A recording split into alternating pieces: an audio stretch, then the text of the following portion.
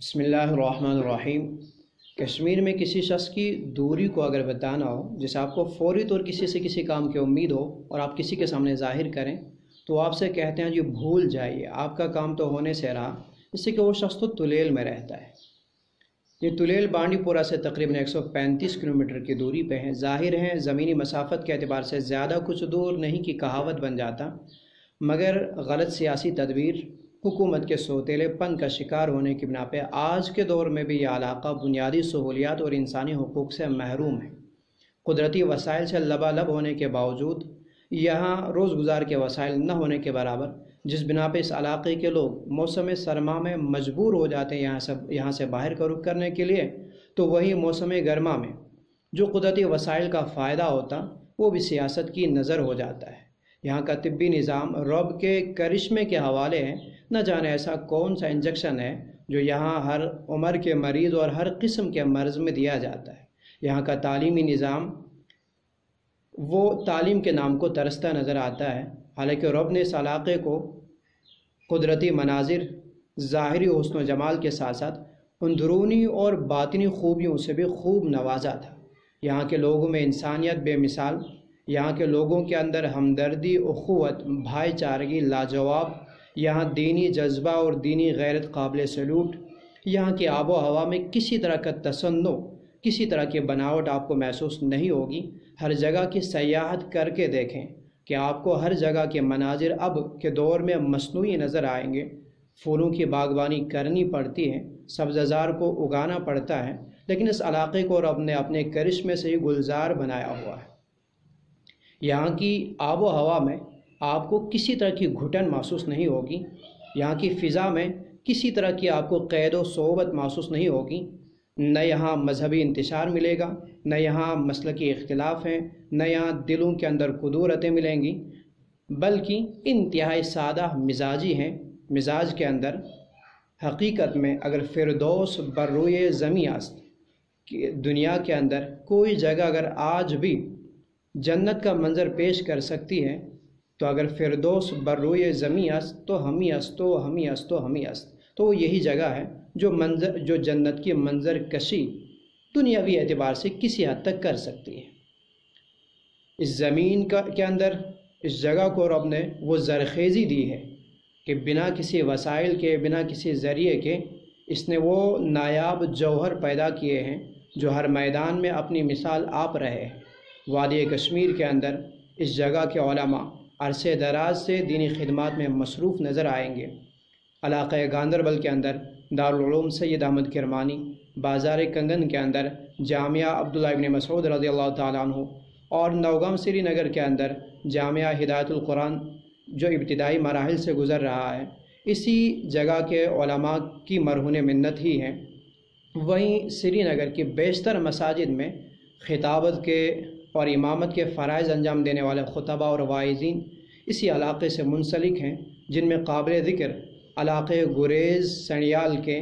روح رواں شیخ و مرشد حضرت اقدس مفتی غلام رسول قاسمی صاحب دامت برکاتہم ہیں، جن کو رب نے ظاہری حسن و جمال کے ساتھ کردار کی خوبی سے بھی نوازا ہے، تو وہیں علم و عمل کے پیکر بھی ہیں۔ تدریسی میدان میں نمایاں خدمت انجام دینے والے وادی کشمیر کے مشہور اور قدیم ادارے کے اندر 25 سے 30 سال کے عرصے سے حدیث اور فقہ کی خدمات انجام دینے والے استاذ العلماء، بلکہ نو پیر جو علماء اور مفتیان کرام ہیں، شاید ہی کوئی ہو جو ان کے واسطے شاگردی میں نہ آتا ہو، سلسلے شاگردی میں کسی نہ کسی واسطے سے نہ آتا ہو، اور تلیل کے اور گریز کے علمی اور روحانی پیشوا میرے والد بزرگوار حضرت مولانا غلام رسول مظاہری صاحب مدظلہ العالی ہیں۔ وہیں شہر سری نگر کے نوجوان دلوں کی دھڑکن جامعہ سراج العلوم کے صدر مفتی سلطان صاحب قاسمی، جو کسی تعارف کے محتاج نہیں، اور اسی طرح وادی کشمیر کے سب سے قدیم اور طلباء کے لیے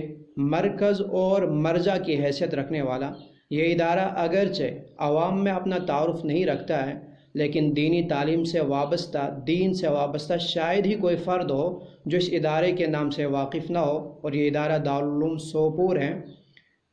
جہاں رب نے اپنے بے شہا عنایات سے اس حقیر کو، مجھ حقیر کو تقریباً 9-10 سال سے دینی خدمات اور تدریسی خدمات کے لیے منتخب کیا ہے۔ اللہ کرے یہ خدمت مرتے دم تک امن و امان کے ساتھ جاری رہے۔ تو الغرض یہ زمین ذرا نم ہو تو یہ مٹی بڑی زرخیز ہے ساقی، بس یہاں تدبیر کو صحیح کرنے کی ضرورت ہے، حکومت کو توجہ دینے کی ضرورت ہے۔ یہاں کے جو سیاسی قائدین ہیں میں ان کا احترام کرتا ہوں صرف اس بنا پہ کہ وہ لوگ مجھ سے عمر میں بڑے ہیں، ان کو رب نے ایک مقام دیا ہے، مقام چاہے دنیاوی ہو یا اخروی ہو، انزل الناس منازلہم، بس صرف اس بنا پہ میں ان کا احترام کرتا ہوں۔ لیکن ان سے یہ شکوہ بھی رکھتا ہوں کہ سیاست ہر جگہ ہوتی ہے اور سیاست زندگی کا ایک حصہ بھی ہے، لیکن سیاست لوگوں کو فائدہ پہنچانے کے لیے ہونی چاہیے، نہ کہ لوگوں کو نقصان کرنے کے لیے، لوگوں کو ان کے سہولیات اور ان کے حقوق سے محروم رکھنے کے لیے۔ ہمارے علاقے کے اندر جو سیاسی تدبیر ہے، جو ناقص سیاست ہے، اس بنا پہ ان کا دنیاوی نقصان تو ہوتا ہی ہوتا ہے، لیکن میں نے اخروی نقصان بھی بارہا وہاں محسوس کیا۔ دینی معاملات میں بھی کہیں مداخلت محسوس ہوئی، تو وہیں نکاح جیسے عظیم رشتوں کے اندر کشمکش،